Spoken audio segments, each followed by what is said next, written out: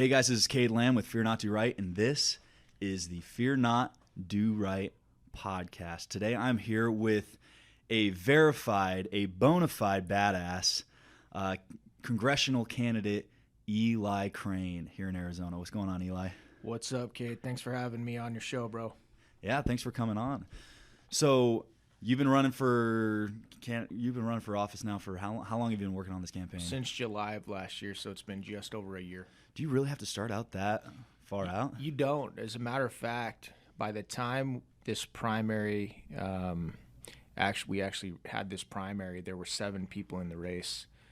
There was one individual that came into the race before I did, but the majority of the guys that ended up in this race probably jumped in with maybe 8 or 9 months left. So you don't have to, but it helps your ability to try and clear the field and also to raise money. And in this game, raising money is so important because you cannot run those expensive television ads or radio ads or have those mailers that, get sent to people's homes or see the, campaign signs that probably drive everybody crazy, every time this time of year to help raise your name ID without raising money. Yeah, I was talking to my friend Madison Cawthorn, who's out in North Carolina. Yeah. And I originally heard it from a former congressman, Jason Chaffetz, up in Utah. Yeah. He kind of mentioned something about it, and then I was talking to Madison. I'm like, hey, is this really how it is once you get in office? Like, you have to buy your way into committees and stuff. And he's like, oh yeah, it's horrible. Like, if you don't put up that money, you're just kind of And it's the same way, I guess, with campaigning, which you're kind of always doing. Yeah, I haven't seen that side of it. I've read books about it. I was reading Drain the Swamp by Joe Buck, who's a congressman up in, I think, Colorado, and he was writing about how much money you had to raise if you even wanted a chance at being Speaker of the House. So I'm not going to sit here and act like I'm some professional on what goes on in Congress, but I have seen with my own eyes now that raising money is a huge part of this game. And it's funny because it's bad enough as it is without even that aspect. Yeah. The nastiness of politics, bringing your family into something publicly, and then the raising money side of it. It's just not something that you see why good people don't typically do this. Yeah, you know what I mean? You have to really want it in a certain way. Yeah, you see why it draws typically, I don't want to say typically, but often narcissistic people that just want power, and they don't care what they have to drag their family through or whether they have to, raise a ton of money as long as they get what they're after. But you see why balanced, good-natured people, why they don't typically run for this type of stuff. So what made you want to run? If I'd put it into one word, it's concern. I'm just really concerned with the direction I see this country headed. And, it's just I scratch my head all the time when I see not only where we're headed, what the reality of the situation is in our culture, but when I watch the people that are our elected representatives and officials and the decisions that they make, and the disconnect between the decisions that they make on a statewide or national level as opposed to what you would do in your own household, right? Take all these spending bills that you see. There's one right now that will probably pass in the House just today, and I think it's another $750 billion that they're getting ready to pass. And that's with record inflation that we haven't seen in 40 years, 4 decades. But they're going to pass it anyway. And it's got all this earmarked pork in it. It's the Green New Deal light. It's got all this stuff in it that I don't think most Americans support anyway. But because we're so checked out, so complacent, we've got our Netflix specials that we're tuned into. We're all coming off of our vacations that, really sucked up a lot of our time and our attention. And quite honestly, we live in the greatest, freest country in the world, even though it's, definitely headed in the wrong way. I think, I see this storm on the horizon, and I'm like, oh my God, if enough of us don't throw our hat into the ring, my kids are not going to get to enjoy what you and I did growing up. So that concern, that's really why I ran. Well, you kind of have a background anyways, really going after what you like, actually standing up for what you believe in. Yeah.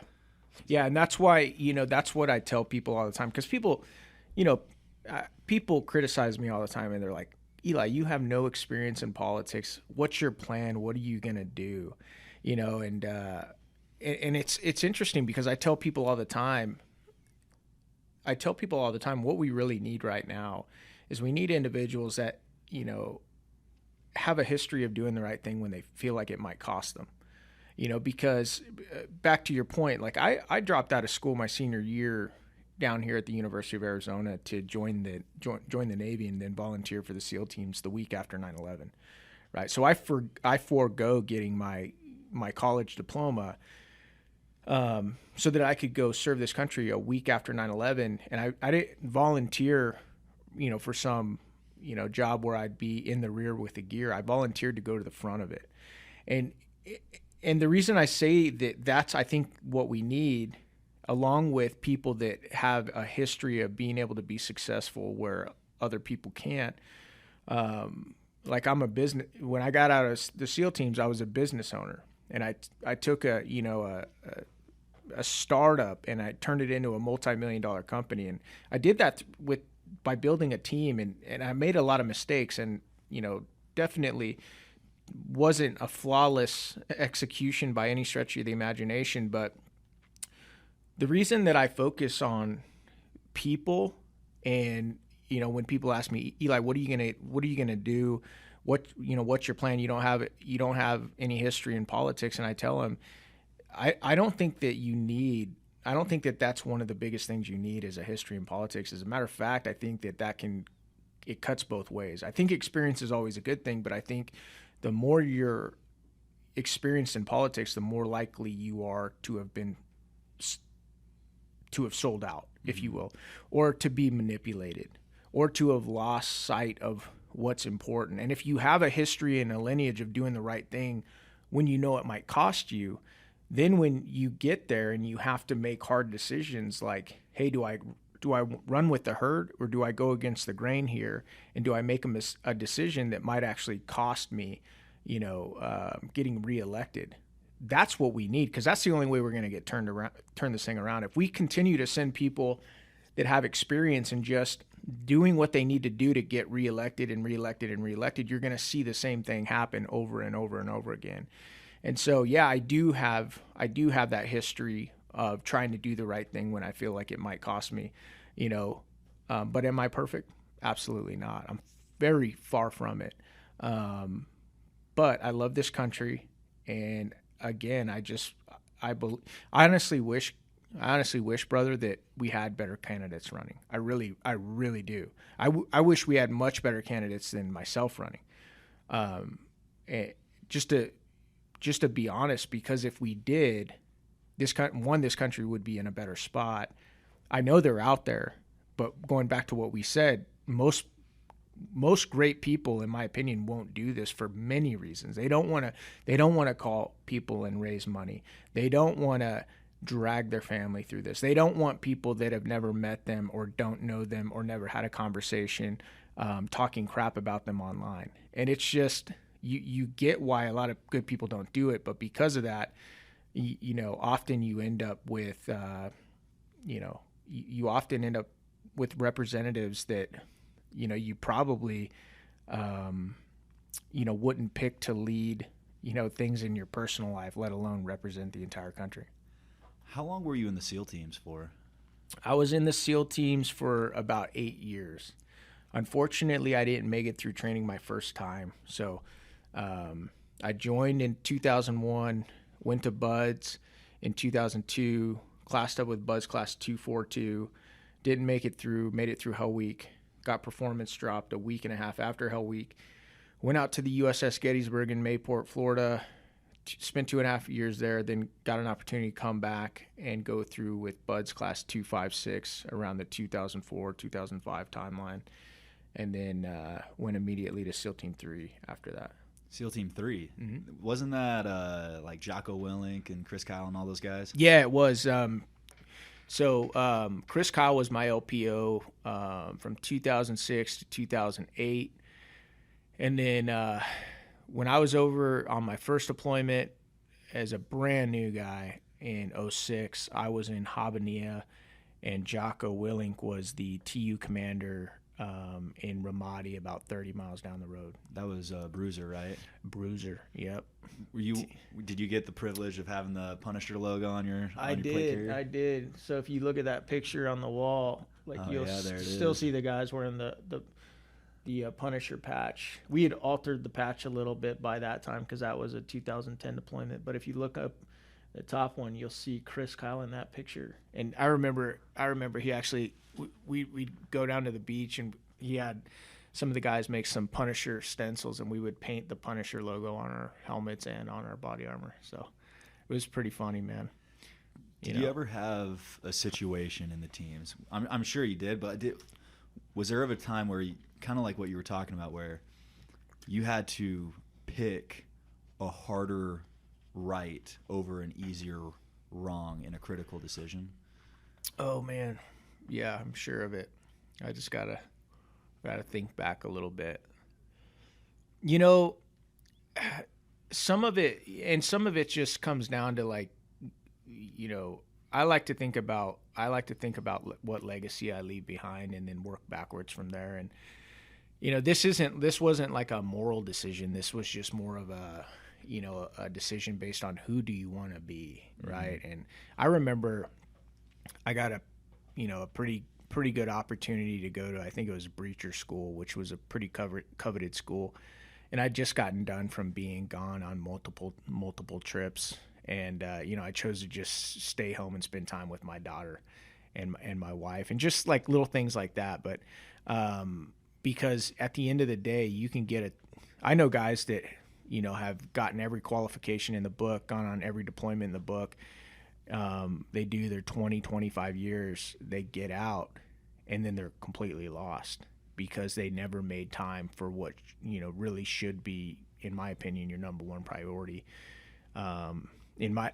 For me, it's my relationship with God is my number one priority, but after that comes my family, and then everything else that I'm doing professionally and all my other relationships fall into line after that. But I'm trying to think if there was ever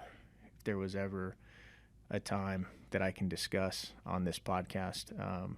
If I do, we'll come back to it. Okay. Yeah. So that was pretty impressive, though. I mean, getting to serve around some of those giants. I mean, all those guys are like, I mean, you think of SEALs. You hear Jocko on Joe Rogan's podcast all the time. Chris Kyle's got his whole thing. Yeah. How was it serving with those guys? It was pretty cool, man. It was so surreal at times because you just there was one guy that was in our task unit. He's not as famous as some of these other guys because he doesn't do a lot of stuff publicly, but you can easily go look this guy up. And when I was in Delta, he was in Charlie Platoon, our sister platoon, and that was part of Task Unit Bruiser. But Johnny Kim, go look him up, dude. He was a Navy SEAL. Then he went to Harvard Medical School, became a doc, and then after that, he became an astronaut. And if you go listen to his episode on the Jocko podcast, it's phenomenal.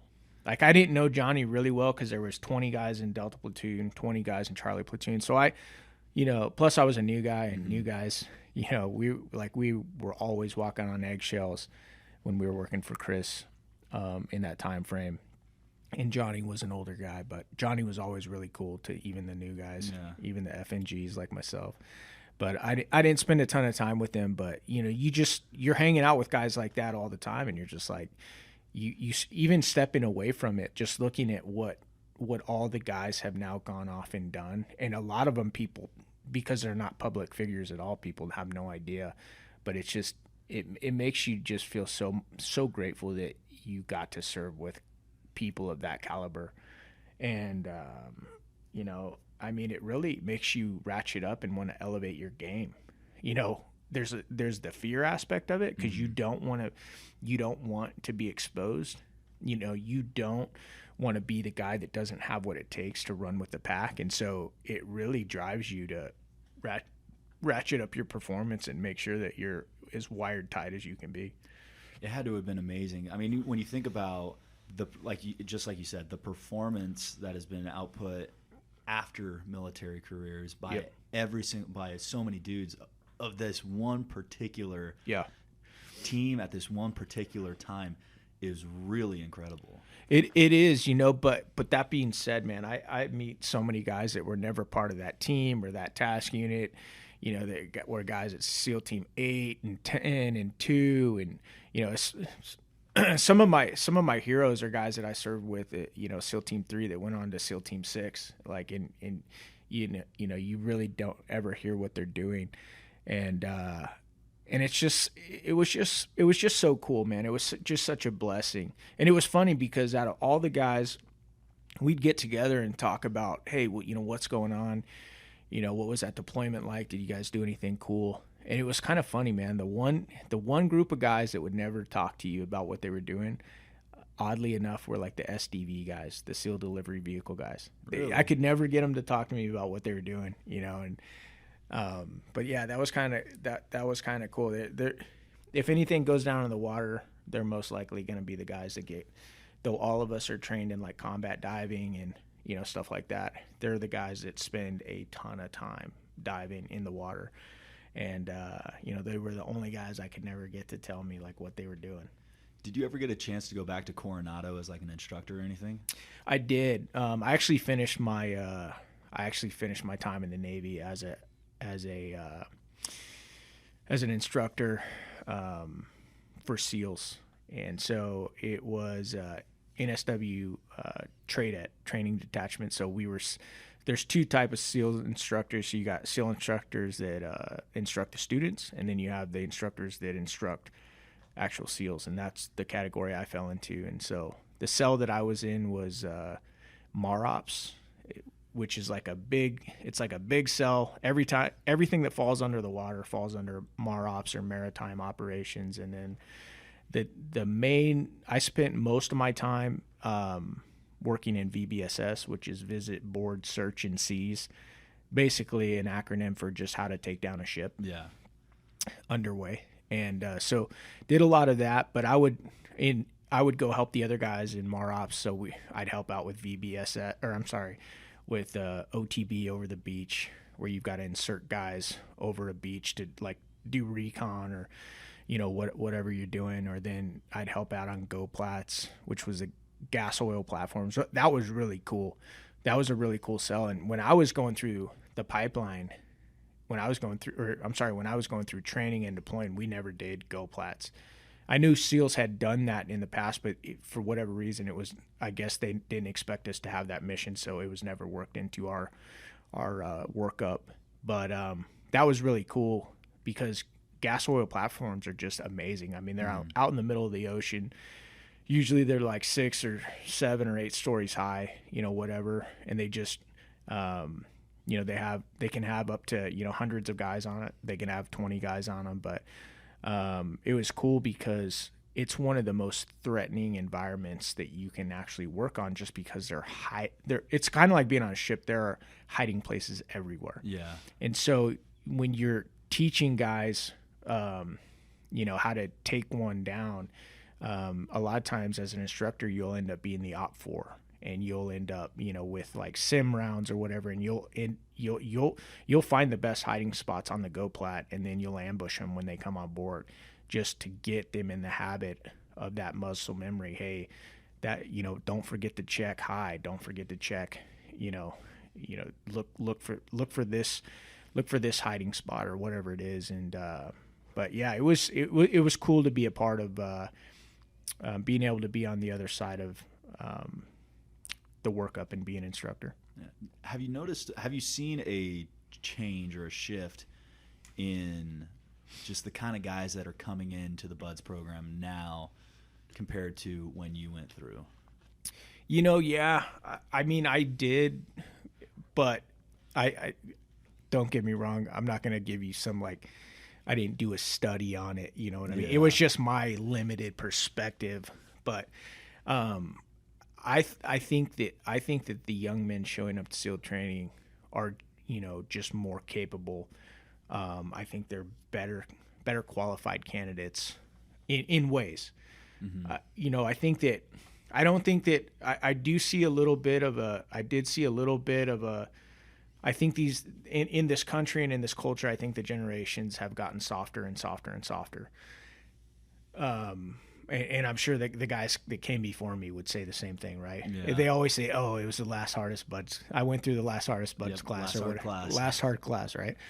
But when I started in the going through the training pipeline, I said my first class was Buds Class 242 back in like 2002, and during that time, I think they were only filling up like 60% of their seats at the schoolhouse. So there were a lot of seats that they didn't even have candidates for because, it wasn't as popular. A lot of guys didn't want to put themselves through that. And then I noticed as we started going to war over and over and over again, or just steady deployments to Iraq, and guys were getting out and talking about their experiences. And you actually, and one of the other things I think that, and again, this is just my perspective. I'm sure you could get plenty of different perspectives from other guys, but as guys were getting out of war, coming back, telling the stories, in some cases actually writing books, and there were movies, documentaries made, et cetera, et cetera. It got more exposure, and as they got more exposure, I think that you definitely started to see the seats fill up and it become a lot more competitive. It was actually they were doing a good job of drawing more qualified, better candidates into that funnel. And so I think that back in the day, maybe some of the guys didn't train as hard prior, but they were just guys that were tough as nails. And the type of guy that wanted his life to count and wanted to mean something and wanted to do something really important with his life, but also wanted to be a part of something, a very tight-knit group. And so, I think that it has changed a little bit, and I've heard this from guys way before me, just talking about the caliber as they've watched over the decades. The caliber of students showing up to SEAL training has just improved so much. And my very last deployment, like this group, and I don't have a picture of the whole group, just 3 of us in that picture. But in 2010 in Fallujah, we had 11 new guys in that. We had more new guys than we had older guys. And the caliber of guys that showed up in that group was phenomenal. I mean, just when I think about some of the young guys that were on that deployment and that I saw across the team, just phenomenal. And I think as the teams got more exposure, it just started drawing some of the best young men in the nation that wanted to find out if they had what it took. And I'm a big fan of an author named John Eldredge. He writes a book. He's a faith-based author. He writes a book called Wild at Heart, but he writes in his book, and he was a counselor for like 30 years. And so, he writes that the number one question that every young man has is, do I have what it takes? Right. And so there's no and depending on what do I have what it takes to what? To be an accountant, to be a banker, to be a good dad, to be a good husband, to be Army Special Forces, whatever your question is, but we all want to be validated and we all want to find out if we have what it takes. And because of the exposure that program has gotten, and because of its reputation as being the hardest training in the Department of Defense, it draws a lot of young men that have that question. Could I make it through the toughest military training in the U.S. or arguably the world? So I think the perspective I've gleaned, that has been relayed to me from some of my buddies who are now buds duds out at they're in Pensacola, and that there is that caliber is rising. Yep. with especially on the physical performance side of things, where you have dudes like, well, even when I went through SFAS, there were guys who were like playing professional football, like they were professional athletes, dudes who instead of going to the combine, they just went to basic training. And it jacks that physical expectation through the roof.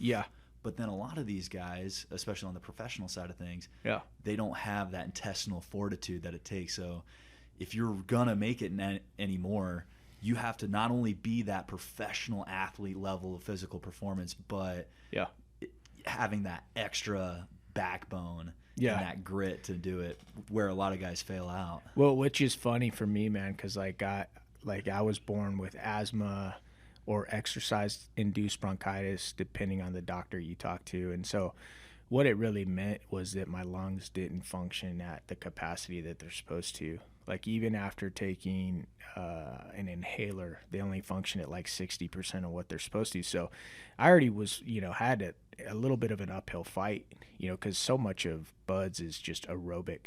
And when you're going through, the first part of SEAL training, like you're best suited to be more of like a triathlete type, because you're swimming, 2-mile ocean swims, 4-mile timed runs in boots and pants on a sandy beach. And doing obstacle courses and ruck run. It's not like powerlifting and like CrossFit type, and I'm not saying that stuff can't help, because I think that strength is very important for many different reasons. But all I'm saying is that, I definitely wasn't that physical specimen at all. As a matter of fact, I was always on the bubble for runs.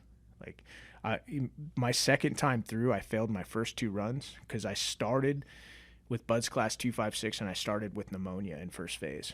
And so I already had these pretty weak lungs. Now they're compromised with pneumonia, and I failed my first run. Still hadn't healed.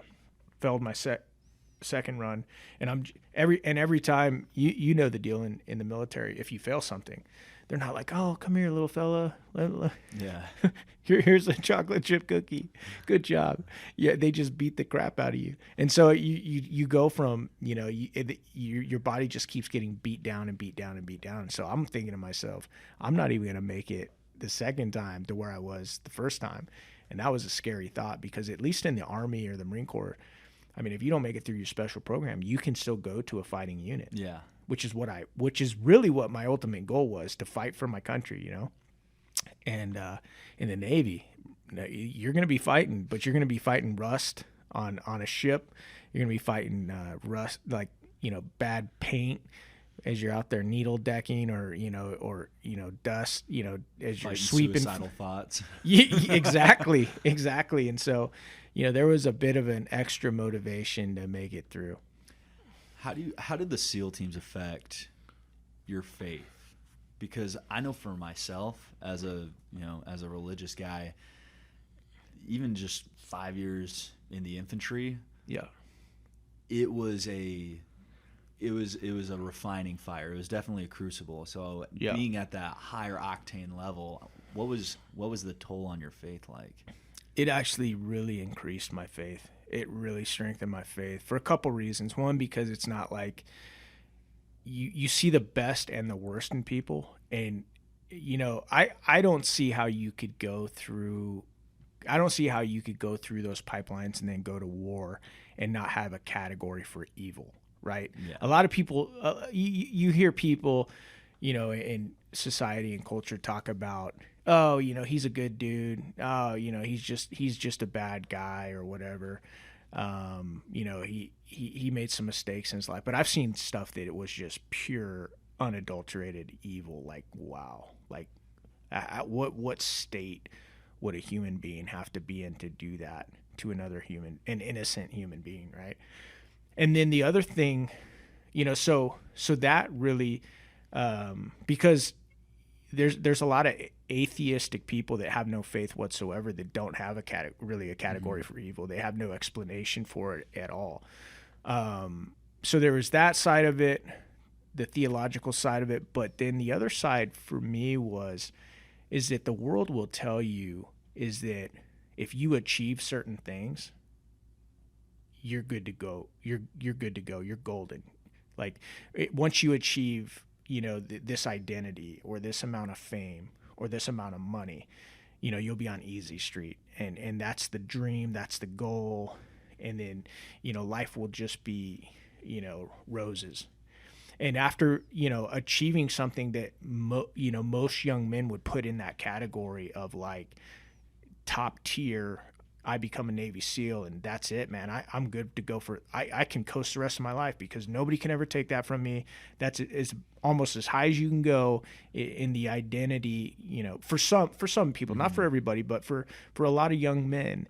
And then seeing that, getting there, and then not only knowing in my own head that I wasn't any different, I was still broken, I was still a sinner, and then watching, and I was still, I still struggled with a lot of the same stuff that I did prior. And then watching buddies of mine struggle just as much, if not more, and watching even some of them take it to the next level and actually kill themselves. Yeah.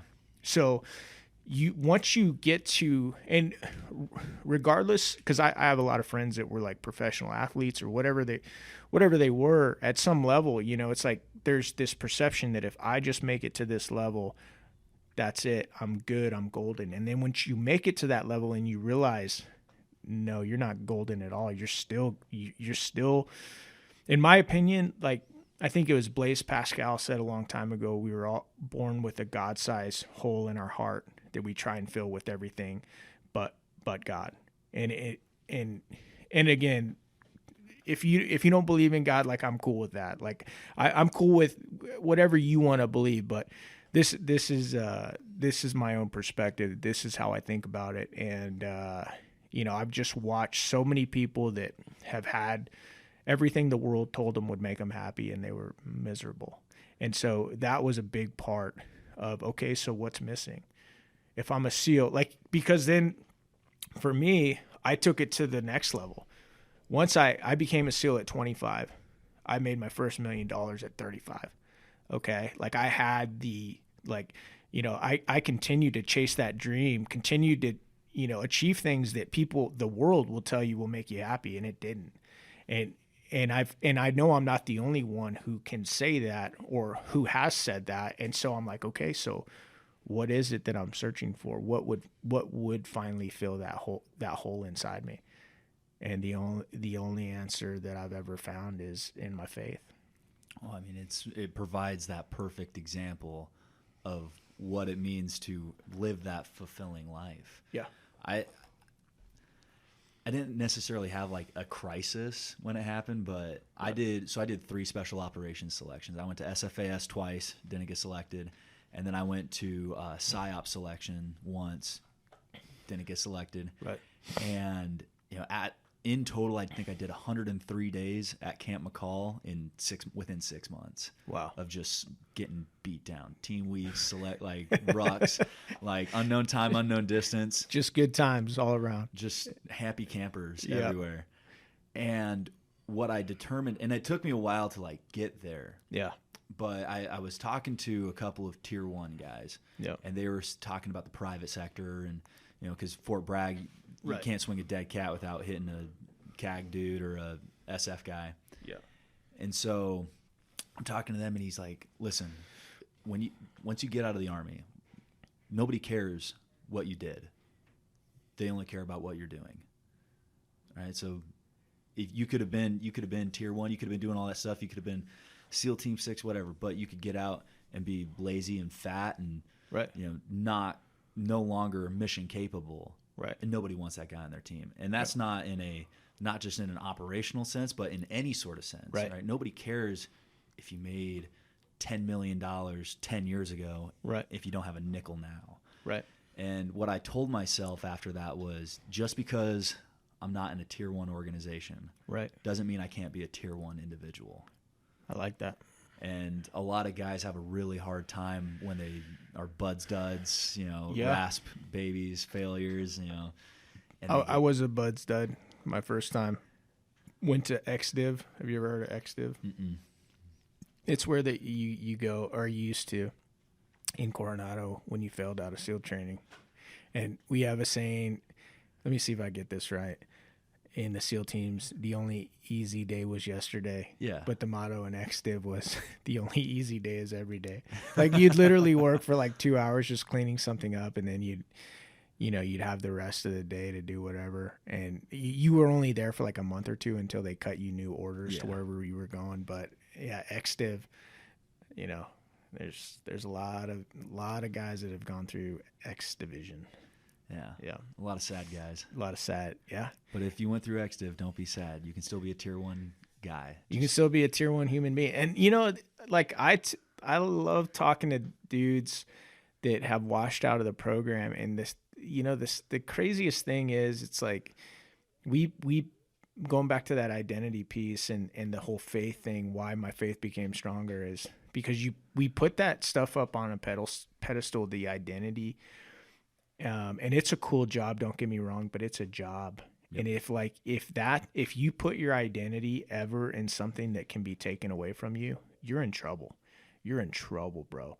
I don't care whether, it's like you're a doctor, you're a lawyer, you're a congressman. I don't care if you're, American sheriff. I don't really care if that becomes like your identity and it gets taken away from you. You're lost. You're up creek without a paddle. And that's why, like, I try and be really careful about where I put my identity. And that I think that's if you take one lesson from me, just be really careful about where you put your identity, and don't put it in places that are susceptible to corruption and the whims of others. Put it in something that can't ever be taken from you. Do you think that's one of the main issues in politics nowadays? That people are just like, my identity is amassing power. 100%. 100%. Yeah. So are you saying that that's the solution in order to trade like Nancy Pelosi does in the stock market? Like I can start making that cha-chang? Well, I just need to sell my identity. There we go. Well, I think that that's part of it. And I think that's, that also plays into greed, the greed aspect of it. But, it's just, it's an interesting thing. And I'm speaking of it as somebody who's never been a congressman. So there's a bit of naivety there, but, that's just the way I perceive it. That's the way I see it, is that if you especially like, Senate is different because, or the U.S. Senate is different because you run every 6 years, right? In Congress, you run every 2 years. So those guys are constantly campaigning, and because they're constantly campaigning, they're constantly having to raise money, and because they're constantly campaigning and raising money, they're constantly struggling to do even the job that they were hired to do. And so if your identity is I'm a congressman, then your focus is gonna be on I've got to get reelected, because if I don't get reelected, then I'm no longer a congressman, and who am I? You put your identity in something that you really don't have control over. And so for me, my identity is tied up in my faith, because regardless of how badly I screw things up, which is a pretty regular occurrence, my faith doesn't hinge on performance. It doesn't hinge on what job I have. It doesn't, hinge on how good I'm being, and so, and that's why I really hit home on that point, because I think we screw that one up, and I know I certainly have. So what are some of the most important things you feel like being in the teams has prepared you for stepping into office? Yeah, I think that one of the biggest things is just the resiliency side of it. And just, when you get so used to, just getting hammered all the time, and like that program is set up it's set up to make you fail, to make everybody fail. And it doesn't matter how good of an Olympic athlete you were, at some point you will fail, because they will make you fail. And then they want to see how you react when you do. And so when you have that resiliency mindset, and even, even when you know that you're not going to achieve this goal, or you're not going to hit the timeline, or you're not going to hit that sales order, you take that resiliency mentality, you take it into business, even you take it into what what I'm doing now in, running for office, and you're not as phased by a lot of the things that a lot of people are phased by. Yeah. Because you know that, all right, I'm just going to keep going until somebody tells me I can't anymore. I'm not going to self-select myself out of this program. I'm not going to give up on this idea just because I'm in the eye of the storm and the cards are stacked against me. I'm going to wake up tomorrow and try and figure out a way out of this, this storm or this problem.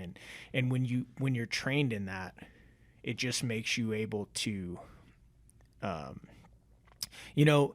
when I was a kid, my mom and dad used to tell me, Eli, how do you eat an elephant? Right? One bite at a time. Right? And, it sounds really cute, like a little kid's parable or something, but there's a lot of adults that have never learned how to eat the elephant. They're trying to eat an elephant right now, whether it's fixing their marriage, getting out of debt, getting that nursing degree so that they can do the job. And instead of breaking it down into small digestible bites, like, hey, I'm not even going to worry about Thursday and Friday right now. I've got plenty of stuff to worry about Monday and Tuesday, or just this afternoon or just this lesson that my teacher is teaching me so that I can pass my test. A lot of people get overwhelmed by the elephant, and then they either check out, or they quit. And so having that resiliency mindset has been one of the most important things in coming from that community into the private sector. But then the other one too is, one of the biggest ones for me is build a team, man, because you're not going to get squat done on your own, especially for a guy like me that has so many weaknesses and limitations. I know that if I'm going to achieve any success that's worthwhile, it won't be solo. It will be always with a team of people that I believe can trust, that add value where I'm weak. And that's exactly how it was in I know my training. I know how it was that way in your training. They wanted us to know that there were no John Rambos on the battlefield. And so even if you were using the restroom, you had to take a swim buddy with you. Yeah. And if they caught you more than 6 feet away from your swim buddy, you were going to have a bad day. How long have you been out of the teams now? Since 2014. Since 2014. What have you done to find a team since you've left the teams? Yeah, sometimes it's culturally, one of the biggest things that I look for is I'm not like really as surfacey as like a lot of people, and just hiring people in my company, or even into my campaign. Like I'm really more focused on who do I think you are as a person? Like I believe like I can work with you, and we can figure out the process or the execution of whatever mission that we're on. If I feel like you're just a wholesome, moral person that like, you say what you mean what you say, and your word actually means something, right? And so, those are the type of people I look for when I'm hiring people or bringing people onto the team, or even who I want to spend my personal time with. Like if I think you're a dirtbag, I don't care if you have a boat and a house in Aspen, or all the fancy things of this world. If I think you're, pretty shady individual, I really don't want to spend much time with you or even have you around. And so I think for me, I look at, who you are, who you want to be, how you treat people when nobody's looking. And then, we go from there. But I think surrounding yourself with, and the thing with building teams is you have to be whether you're in business or whatever you're in, you have to understand that it's a process, and it's not going to be the person that you end up wanting to work with you on that project. You're probably going to have to go through 2 or 3 or 4 people that wash out for one reason or the other, because and if you think you're going to get that person on your team the first time you read a resume or hire somebody, it's kind of foolish, in my opinion. Mm-hmm. If you're actually lucky if you find that. Now, and on that note, real quick, what the lady named Nicole that actually became the president of my company, Bottle Breacher. She started for me in customer service probably 2.5 years before we made her the president. Really? In customer service, answering phones, because she was such a badass and she was so awesome. And, and because, and I know her, to this day. And I mean, just one of the most amazing people I've ever met, and she didn't have a college degree, and I didn't care, because of how smart she was, how versatile she was, how she talked about other people when those people weren't around, and just so yeah. I mean, I don't look at a lot of the indicators that a lot of people look at. Now, do you think there's quite a few SEALs running in different congressional campaigns this go around. I think you got Luttrell out in Texas. Yep. I mean, Crenshaw's, he obviously is campaigning again in his district. Yep. Are there any other guys that you've kind of like been able to kind of network with? Oh, yeah. In your campaigns? Yeah, I've known Derek Van Orden, who just won his primary in Wisconsin, for years before I ever ran. I love that guy, man. If you ever get a chance to spend time with him, he's one of the funniest dudes you'll ever meet in your life. And so he'll probably be a congressman come January of next year. I don't think they're going to be able to find anybody in the general on the Democratic side of the House to beat him. And then Brady Duke out in Florida. Brady's an awesome guy too. I got a lot of respect for Brady. Just, he was a minister for a while after getting out of the teams. Good dude, loves the Lord, loves his family. I hope he's able to pull that off. I know he's in a really tough primary. And then let's see, who else? Man, I should know these like they're in the, so what we say, Luttrell, and then Ryan Zinke. He's running again up in Montana. He was a congressman, former Secretary of Interior. Then he started. And he was a commanding officer at SEAL Team 6 for a while. Oh, really? Yeah. And so, I mean, just a, really pretty amazing individual as far as like what he's accomplished. And then he started a group called SEAL Pack that helps, SEALs and other veterans that are running for office. And so he's been pretty helpful along the way. And then there's some other guys. There's a guy named Conrad Kress, a team guy running in Hawaii, and God, I'm trying to think of all the other ones.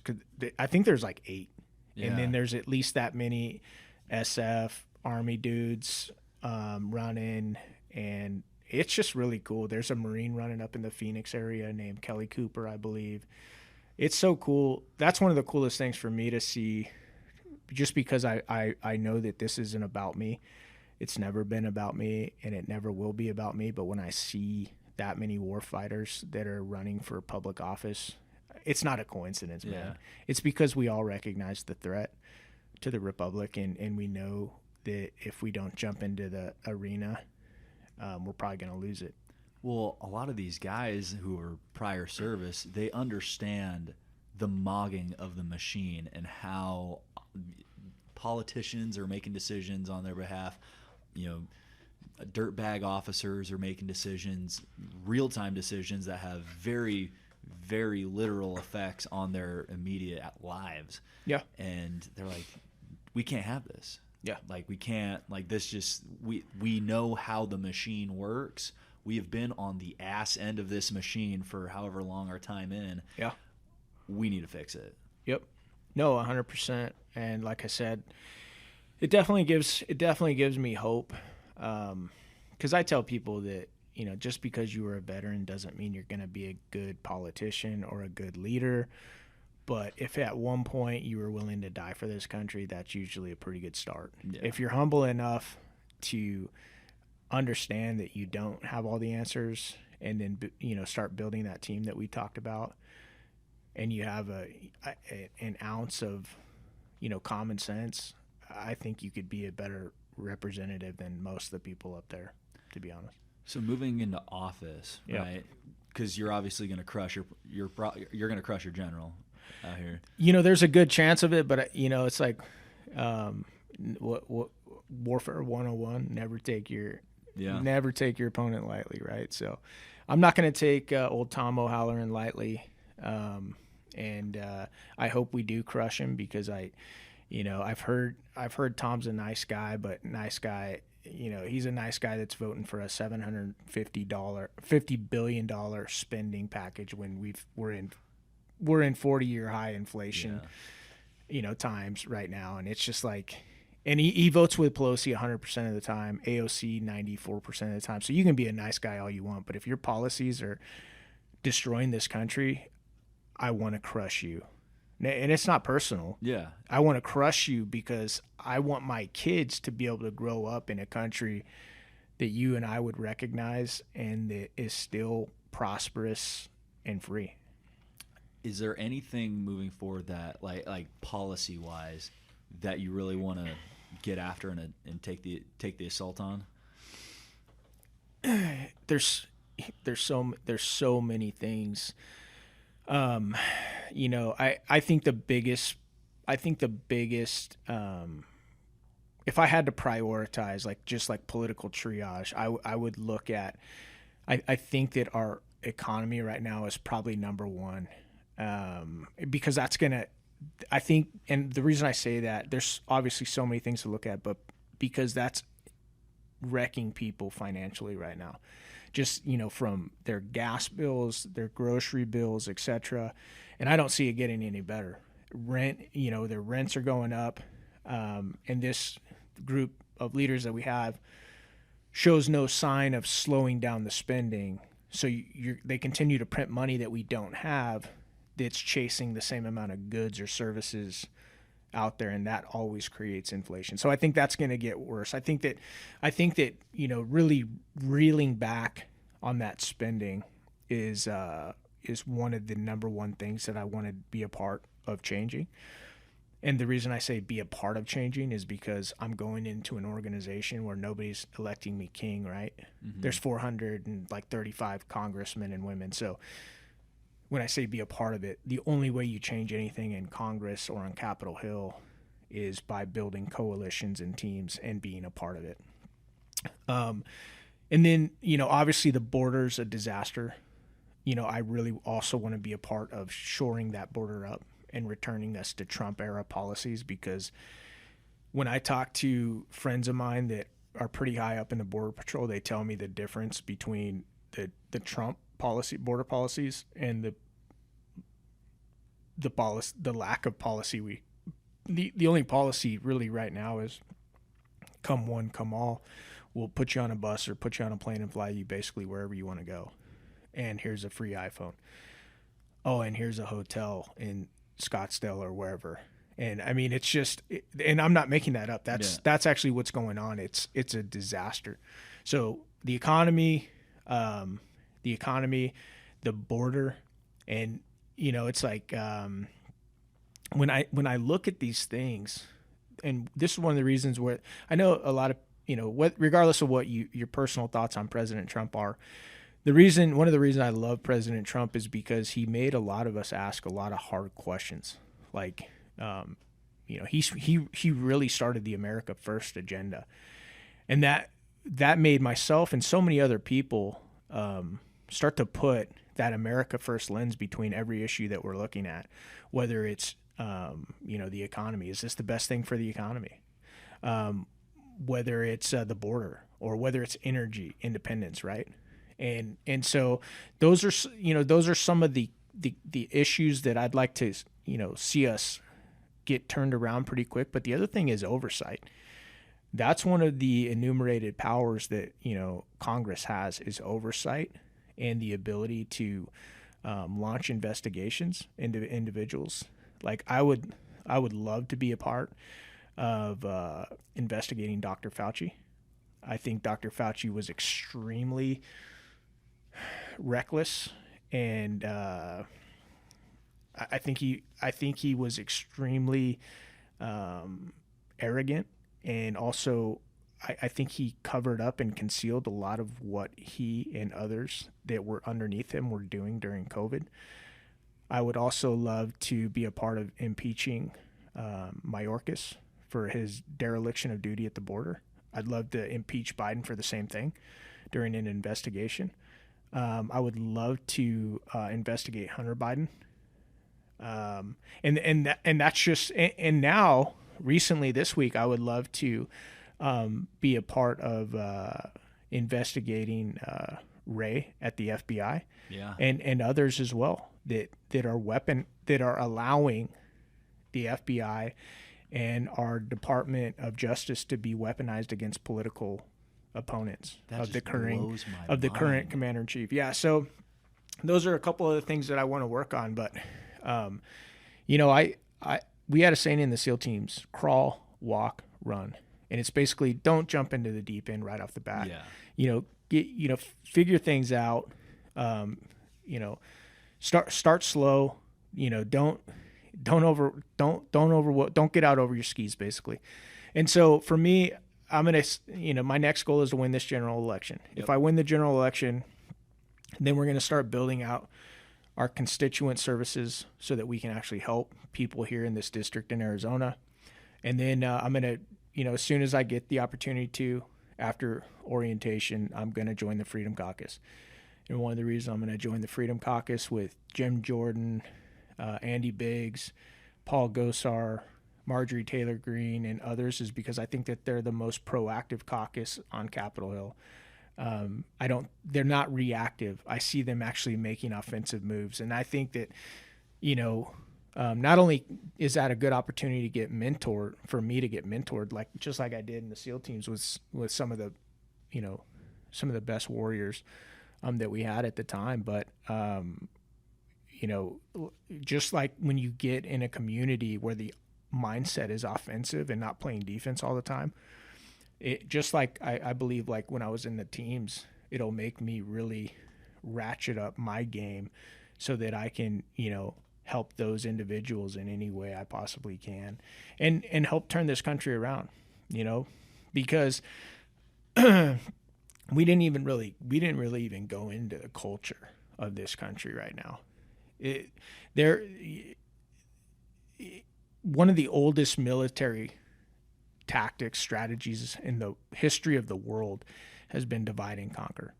And if you go study cultural Marxism, and if you understand how it got its start from, Karl Marx and traditional Marxism, which was based on, divide and conquer economically, breaking people down into classes based on their economic status, and how that didn't really work in the West because everybody was so wealthy. But they basically just took that same general concept and they tweaked the ingredients a little bit. And now they still divide us up based on where we're at, our economic standing, but now they've thrown race in there, gender in there, where you were born, whether you're natively born, foreign born. It's just if you look at cultural Marxism and what it's designed to do, it's designed to divide us all up. Mm-hmm. And they've been tremendously effective. And that this isn't new stuff. The ingredient, the methodology has changed a little bit, but their ultimate goal isn't to create this, this perfect utopia where everybody of equality, and that's kind of how they try and sell it. But what Marxism was designed to do was to destroy the West. Yeah, and they've been doing a fantastic job of it. And so I think that as these radicals and their radical ideologies continue to destroy this country, and you're seeing it even in the military now with General Milley, talking about how he wants to get, learn more about white rage and just all the nonsense that you see going on in institutions like, even in elementary schools where these kids are, having drag queens brought in front of them. They're doing a phenomenal job at dividing us all up into little categories and just eroding and destroying our culture from within, which was a Judeo-Christian culture from the start. And so now obviously that's not always going to be fixed, and often won't be fixed in the political realm. However, the church needs to step up and take a bigger role in that. There's a lot of people that have been just passive and complacent because they don't think anything could ever happen in the United States of America. And we need to wake up as a people and realize that if we don't actively get involved and turn this thing around, we're going to lose it. What would you say is the biggest thing people can do day to day to get involved? Because so many of these problems, there's a book I've talked about on this podcast before. It's called The Age of Entitlement by Christopher Caldwell, and he talks about the Marxist roots in so many of these divisive programs out there. Like all the race stuff, all the feminist stuff, all the LGBTQ plus IA whatever. Right. There's only 26 letters in the alphabet. I can never repeat them so many times. Right. So what are the things that you think people can do day to day to combat cultural Marxism in their communities and to take the offensive against a lot of these things? Yeah, that's a good question. If a lot of it starts with being informed. So I, a couple different places that I get, a lot of my news from. Have you ever listened to The War Room with Steve Bannon? I have. Okay. I like The War Room a lot. I think that they do a pretty good job at boiling down a lot of, they call it focusing on the signal, not the noise, but not getting distracted and just staying focused on activism. Because for a long time, let me give you an example. I would listen to Ben Shapiro or Dennis Prager, and those guys are great. They'll help you understand a lot of the nuances and what's going on with a lot of this stuff, and how we can fix it and combat it. But they're not really activist shows, right? The only way we get out of this, and I've said it before already in this discussion today, is through activism, action. And what it really boils down to on an individual level is you have skills and talents and God-given abilities that I don't, and vice versa. So what works for me and where I can fit into this puzzle is different from you, and so on and so forth, right? For you, it may be, you may blow this podcast up into something fantastic and help give others a voice and help us get around this monopoly of mainstream media where there's 3 or 4 people that own 90% of the media out there. And so therefore the same approved talking points get regurgitated over and over and over again in every region, and city in this country. For me, based on the skills, talents, and abilities and experiences that I've had, I've chosen to take this route that I'm on now. But it's really not that hard to get engaged in your community. You can become a PC committee member, right? Mm-hmm. And actually have a little ownership of what's going on in politically in your community. You can get on your kid's school board and push back against a lot of this nonsense that you see. It's one thing to complain about what's going on in your kid's school with all this critical race theory and stuff, but what are you doing about it, right? You can actually, for those of you that have a little extra change, you can support, your state candidates, or in my case, your federal candidates, or, you can, there's so many different causes out there that you can support. And it's basically what it boils down to is you looking at the skills, talents, and abilities that God blessed you with. And then, in my opinion, putting those to work. What I do personally is I pray about it. I ask God, what do you want me to do? What do you want me to do with my life, Lord? How do you want me to deploy what you've given me? Give me a role in your story. And that's something I always try and remember. This story isn't about me. Yeah. Though I do believe that God is for me, I know this story isn't about me. It's about him. And I just asked for a role in it, you know, and it's like, what do you want me to, and don't get me wrong, dude, I screw it up all the time. I screw it up all the time, but that's how I look at this stuff. It's like, okay, you know, how can I use what you've given me to bless others, to fight evil, and to encourage and promote the freedom and prosperity that I've been blessed with, that I want to see others continue to have. Yeah, I think that's great. And exactly like you said, it's like one thing to complain about what's going on. But it's like, what are you doing about it? Yeah. Like one of the big things that I've been trying to tell people is like like you mentioned it, the drag queens in schools, the drag queen story hour and stuff. Yeah. Guess what? Yeah. There's a website. You can go on. It'll give you dates, times, locations, everything. And if you really are that upset about it, as you should be, right, go stop it.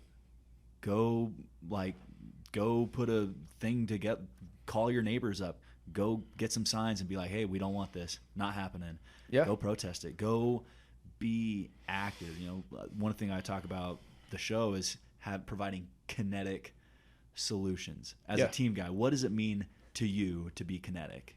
Yeah. Well, it means, you know, we used to have a saying in the SEAL teams, God, dude, I'm getting old, man. What's that Joe Rogan medication? Alpha Brain. Alpha Brain. God, Yeah. dude, you got any of that? I'm just kidding, dude. I've actually used it before. It's pretty awesome. Yeah. But, you know, we used to say,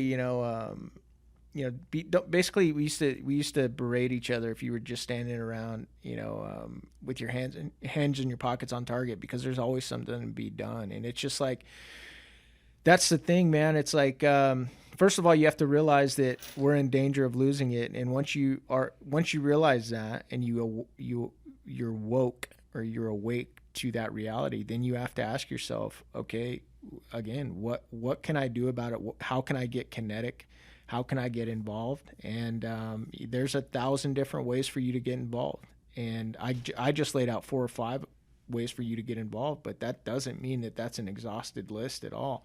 Some of you guys are great at, I see some guys, that use their ability to build relationships and talk on podcasts and, educate other people to, things that are going on out there.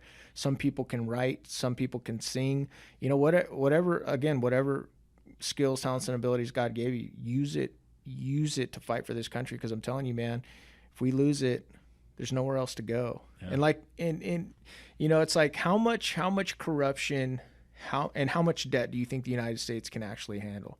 Like if you could continue to print money, if you could print your way out of, and some folks out there call it like Keynesian economics, right? Mm-hmm. Where, and there's this idea that if you continue to print money and create more and more money, then our debt actually goes down because the value of $1 is worth less. And so, it's crazy to me that we think that we can print our way out of this situation. And it's never worked in the history of the world. And if it was that simple, every country in the world would just continue to print money. And every country that does it gets further and further and deeper into debt and inflation until their money is like the peso. Yeah. And it's worth like 1 peso is worth like, a thousandth of $1. And it's just I'm kind of rambling here, but the bottom line is our country can only withstand so much of this. And when you have a country that's of, by, and for the people, if those citizens are checked out and they're complacent and they're passive and they're just watching their Netflix and going on their vacations and thinking somebody else is going to do this, you're done. Because that feels that absence of those citizens that are supposed to be engaged, that's what our country was set up around. It creates a vacuum. And what fills that vacuum? Something has to. Well, you're seeing what fills the vacuum. It's cultural rot. It's corruption. It's greed. It's deception. I mean, how many things have you been watching the last couple of years? You're literally watching people on television just straight up mislead you and lie to you. And it's like, yeah, that's what fills the vacuum. So there needs to be a competition for what occupies that space. Well, I think now people are definitely waking up with people. So one of the reasons I am in support of President Trump's, his time in office was great, was because America's biggest weapon nowadays isn't a nuke. It's not SEALs. It's not airborne. It's nothing like that. It is economic warfare. And having a twice made over billionaire swinging an economic warfare stick is a pretty good, that's a pretty good bet. But now we're seeing the adverse effect of it, where our own government is waging economic warfare against us, literally. I mean, they're trying to hire 87,000 IRS agents. Yeah. I was looking at the breakdown of that too, and doing some looking into the IRS. So, did you know that they have trigger pullers? You know what? I really didn't. They have 30 right now. They have 3,300 IRS CID guys. Really? With a budget of $1.2 billion. 3,000 dudes with a budget of over $1 billion a year. Wow. And they're about to expand that budget and expand that task force. Like, what do you think they're doing here? They're going to come knock down grandma's lemonade stand, man. It's like, if that doesn't wake people up, I don't know what will. I don't know either, but Joe Biden did get 81 million votes, bro. Well, 11 flipped Arizona. 11 million more than Barack Obama. No, it's just Rome is burning, and we're watching it burn. And I hope those of us that are engaged, and those that I hope do engage, can save it and turn it around. I'm not really an optimist. I'm more of a realist. I do have hope for this country. I hope we can turn it around.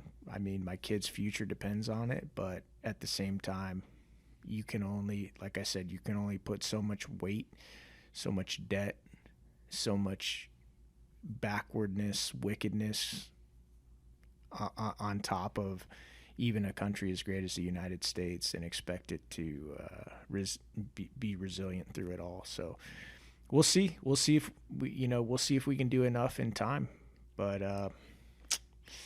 I sure hope we can. Well, we just got to do something. Yeah, you can't sit around and complain about it, man.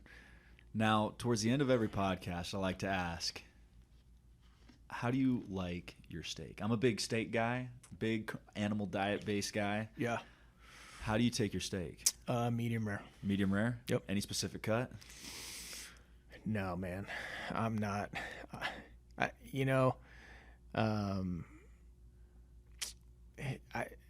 kind of like it all, man. You just like it all? Yeah. I mean, that's why I've got the physique that I do. But I like good food, and especially when that good food is accompanied with some good conversation. Yeah. A little country music doesn't hurt either. Have you been to Santan Flats and out in like Queen Creek? I have not. I don't think so. You really like Santan Flats. Big shout out to them. Yeah.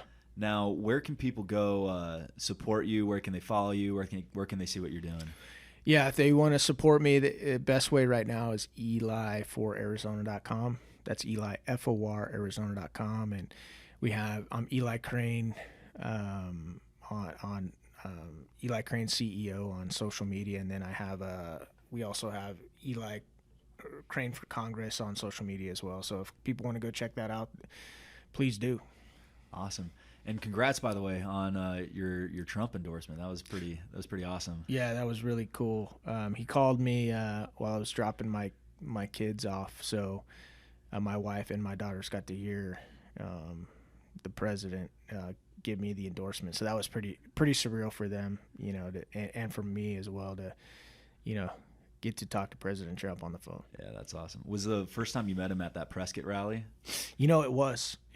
I've been to, I'd been to Mar-a-Lago a couple times, and I'd seen him there, but I'm not the type to where like, oh my God, I got to run over there and fight through the crowd to like, shake his hand or anything.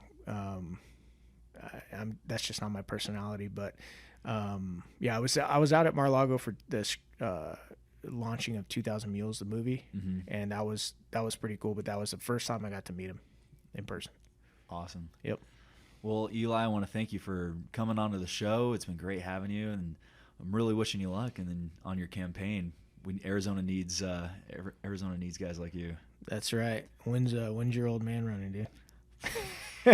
Well, people keep asking him, running for Congress or Senate. Well, what they don't realize is that, for one, it'd be a pay cut.